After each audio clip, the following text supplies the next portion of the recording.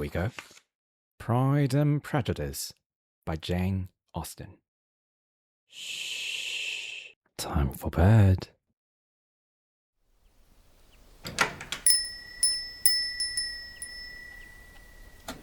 Hello. Welcome to the Corner Bookstore. How can I... It's you. How do you know I'm here?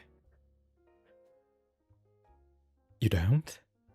You were just taking a stroll on the street. What a lovely surprise.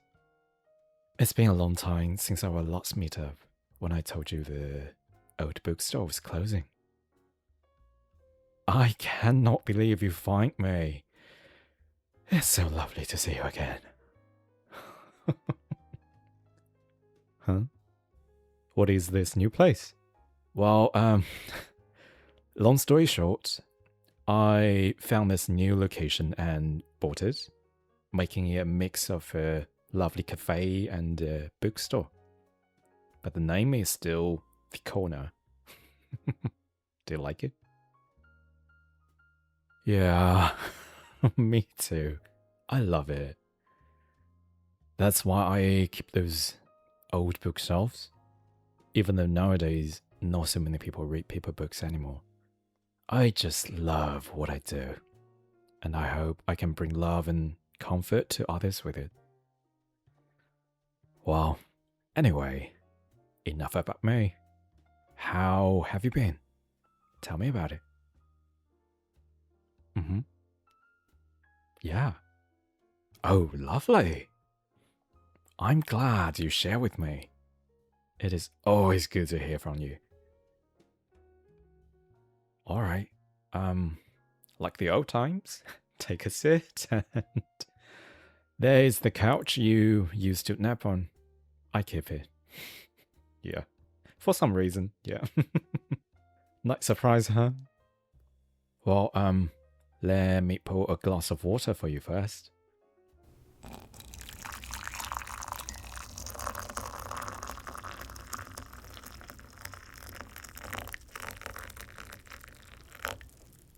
There you go.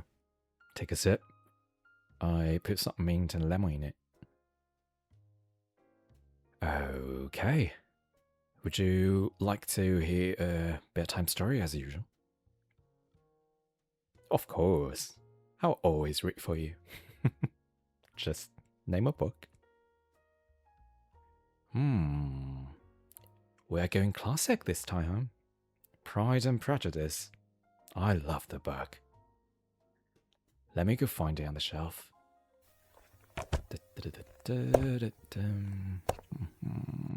Where is it? Okay, here we go.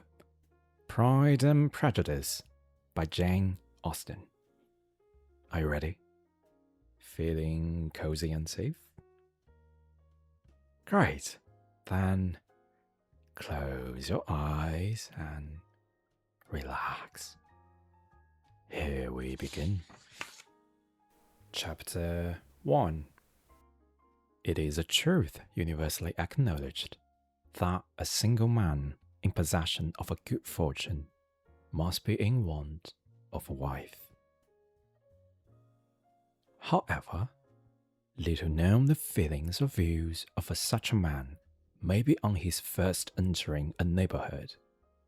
This truth is so well fixed in the minds of the surrounding families that he is considered the rightful property of someone or other of their daughters. "My dear Mr. Bennet," said his lady to him one day, "have you heard that Netherfield Park is let at last?" Mr. Bennet replied that he had not. "But it is," returned she, "for Mrs. Long had just been here, and she told me all about it." Mr. Bennet made no answer. "Do you not want to know who has taken it?" cried his wife impatiently. "You want to tell me?" and I have no objection to hearing it. This was invitation enough. Why, my dear? You must know. Mrs. Long says that Netherfield is taken by a young man of large fortune from the north of England, that he came down on Monday in a chaise and four to see the place, and was so much delighted with it that he agreed with Mr. Morris immediately that he is to take possession before Michaelmas, and some of his servants are to be in the house by the end of next week. What is his name? Bingley. Is he married or single? Oh, single, my dear, to be sure. A single man of large fortune, 4,000 or 5,000 a year. What a fine thing for our girls. How so? How can it affect them? My dear Mr. Bennet, replied his wife, how can you be so tiresome? You must know that I am thinking of his marrying one of them. Is that his design in settling here? Design? Nonsense. How can you talk so? But it is very likely that he may fall in love with one of them, and therefore you must visit him as soon as he comes. I see no occasion for that. You and the girls may go, or you may send them by themselves, which perhaps will be still better, for as you are as handsome as any of them, Mr. Bingley might like you the best of the party. My dear, you flatter me. I certainly have had my share of beauty, but I do not pretend to be anything extraordinary now. When a woman has 5 grown-up daughters, she ought to give over thinking of her own beauty. In such cases, a woman has not often much beauty to think of. But, my dear, you must indeed go and see Mr. Bingley when he comes into the neighbourhood. It is more than I engage for, I assure you. But consider your daughters. Only think what an establishment it would be for one of them. Sir William and Lady Lucas are determined to go, merely on the account, for in general, you know. They visit no newcomers. Indeed, you must go, for it will be impossible for us to visit him if you do not. You are over-scrupulous, surely. I dare say Mr. Bingley will be very glad to see you, and I will send a few lines by you to assure him of my hearty consent to his marrying whichever he chooses of the girls, though I must throw in a good word for my little Lizzie. I desire you will not do such thing. Lizzie is not to be better than the others, and I am sure she is not half so handsome as Jane, nor half so good-humoured as Lydia, but you are always giving her the preference. They have none of them much to recommend them, replied he. They are all silly and ignorant like other girls, but Lizzie has something more of quickness than her sisters. Mr. Bennet, how can you abuse your own children in such a way? You take delight in vexing me. You have no compassion for my poor nerves. You mistake me, my dear. I have a high respect for your nerves. They are my old friends. I have heard you mention them with consideration these last 20 years at least. Mr. Bennet was so old, a mixture of quick parts, sarcastic humour, reserve, and caprice, that the experience of 23 years had been insufficient to make his wife understand his character. Her mind was less difficult to develop. She was a woman of mean understanding, little information, and uncertain temper. When she was disconnected, she fancied herself nervous. The business of her life was to get her daughters married. Its solace was visiting and news. That's the end of chapter 1. How are you feeling now? Alright. Someone looks sleepy already. Would you like to hear another chapter? Okay. For you, I will. Just imagine you are floating in a sea of feathers and you are perfectly safe. I will now read chapter 2 for you. Chapter 2. Mr. Bennet was among the earliest of those who waited on Mr. Bingley. He had always intended to visit him, though to the last always assuring his wife that he should not go. Until the evening after the visit was paid, she had no knowledge of it. It was then disclosed in the following manner. Observing his second daughter employed in trimming a hat, he suddenly addressed her with, "I hope Mr. Bingley will like it, Lizzie." "We're not in a way to know that Mr. Bingley likes," said her mother resentfully, "since we are not to visit." "But you forget, Mamma," said Elizabeth, "that we shall meet him at the assemblies, and that Mr. Lone promised to introduce him." "I do not believe Mrs. Long will do any such thing. She has 2 nieces of her own.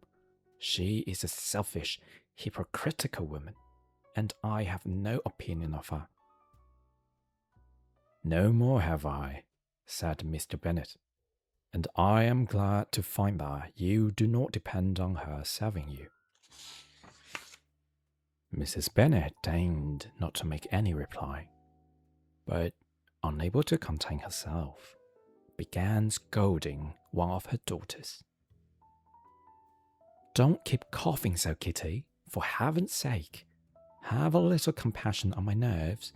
You tear them to pieces." "Kitty has no discretion in her coughs," said her father. "She times them ill." "I do not cough for my own amusement," replied Kitty fretfully. "When is your next ball to be, Lizzie?" "Tomorrow fortnight." "Ah, so it is," cried her mother, "and Mrs. Long does not come back till the day before, so it will be impossible for her to introduce him, for she will not know him herself." "Then, my dear, you may have the advantage of your friend, and introduce Mr. Bingley to her." "Impossible, Mr. Bennet, impossible. When I am not acquainted with him myself, how can you be so teasing?" "I honour your circumspection. A fortnight's acquaintance is certainly very little. One cannot know what a man really is by the end of a fortnight. But if we do not venture, somebody else will. And, after all, Mrs. Long and her daughters must stand their chance. And therefore, as she will think it an act of kindness, if you decline the office, I will take care of myself." The girls stared at their father. Mrs. Bennet said only, "Nonsense! Nonsense!" "What can be the meaning of that emphatic exclamation?" cried he. "Do you consider the forms of introduction and the stress that is laid on them as nonsense?" "I cannot quite agree with you there. What say you, Mary? For you are a young lady of deep reflection, I know, and read great books and makes extracts." Mary wished to say something sensible, but knew not how. "While Mary is adjusting her ideas," he continued, let us return to Mr. Bingley. I am sick of Mr. Bingley, cried his wife. I am sorry to hear that, but why did not you tell me that before? If I had known as much this morning, I certainly would not have called on him. It is very unlucky, but as I have actually paid a visit, we cannot escape the acquaintance now. The astonishment of the ladies was just what he wished, that of Mrs. Bennet perhaps surpassing the rest. Though when the first tumult of joy was over, she began to declare that it was all she had expected all the while. How good it was in you, my dear Mr. Bennet. But I knew I should persuade you at last. I was sure you loved your girls too well to neglect such an acquaintance. Well, how pleased I am, and it is such a good joke too, that you should have gone this morning and never said a word about it till now. Now, Kitty, you may cough as much as you choose, said Mr. Bennet, and as he spoke, he left the room, fatigued with the raptures of his wife. What an excellent father you have, girls, said she, when the door was shut. I do not know how you will ever make him amends for his kindness, or me either, for the matter. At our time of life, it is not so pleasant, I can tell you, to be making new acquaintance every day. But for your sakes, we would do anything. Lydia, my love, though you are the youngest, I dare say Mr. Bennet will dance with you at the next ball. Oh, said Lydia stoutly, I am not afraid, for though I am the youngest, I am the tallest. The rest of the evening was spent in conjecturing how soon he would return Mr. Bennet's visit, and determining when they should ask him to dinner. That's the end of chapter 2. Looks like someone is asleep. Well, whether you can hear it or not, I just want to tell you, I am glad you find me in the bookstore. It's always good to have you here. Sleep well tonight. Have a sweet dream. Good night.